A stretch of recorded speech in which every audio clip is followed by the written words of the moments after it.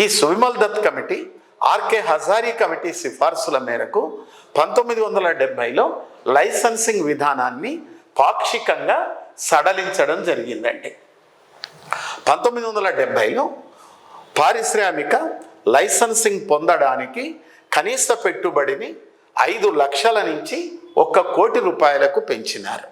1970 నుంచి ఏదైనా ఒక పారిశ్రామిక సంస్థలో పెట్టుబడి 1 కోటి రూపాయలు అంతకంటే తక్కువగా ఉంటే అలాంటి సంస్థను స్థాపించడానికి ప్రభుత్వం నుంచి లైసెన్స్ అవసరం లేదని చెప్పినారండి.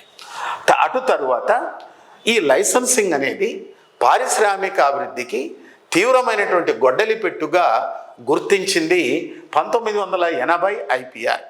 దీంట్లో భాగంగా ప్రభుత్వము పారిశ్రామిక లైసెన్సింగ్ విధానాన్ని సరళీకరణ చేయాలని నిర్ణయించి 1983లో లైసెన్సు పొంది తీరవలసిన పెట్టుబడి పరిమితిని 5 కోట్లకు పెంచింది. 1983లో ఏదైనా ఒక పారిశ్రామిక సంస్థలో పెట్టుబడి 5 కోట్లు అంతకంటే తక్కువగా ఉంటే అలాంటి సంస్థలను స్థాపించడానికి లైసెన్సింగ్ అవసరం లేదని చెప్పింది. ఈ మొత్తాన్ని 1988-89లో 5.50 కోట్లకు పెంచింది. దెన్ 1980 తీర్మానం 82 రకాల ఔషధాలను 28 పరిశ్రమలను లైసెన్సింగ్ పరిధి నుంచి మినహాయించింది. ఈ 82 రకాల ఔషధాలను మెడిసిన్స్ని తయారు చేయడానికి లైసెన్స్ అవసరం లేదని చెప్పింది. 28 రకాల పారిశ్రామిక సంస్థలను స్థాపించడానికి లైసెన్స్ అవసరం లేదని చెప్పింది. అదేవిధంగా 1984లో విస్తృత లైసెన్సింగ్ విధానాన్ని తీసుకొని వచ్చింది.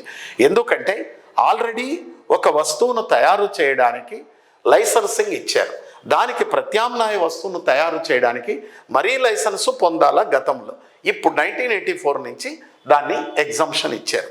మరి లైసెన్సింగ్ విధానం ఎప్పుడు ప్రకటించినారు, దాని ఎవాల్యుయేషన్ ఏమిటి అనేది నీకు మైండ్లో స్కానింగ్ ఉండాలా. నువ్వు గ్రూప్ 2 రాస్తావా, గ్రూప్ 1 రాస్తావా, సివిల్ సర్వీస్ రాస్తావా, జనరల్ స్టడీస్ ఎగ్జామ్స్ రాసుకుంటావా ఏమిటనేది కాదు. అభ్యర్థికి ఇక్కడ ఈ లైసెన్సింగ్ అంటానే ఈ 1991 వరకు ఎలా ఉన్నది అనేది తెలియాలండి.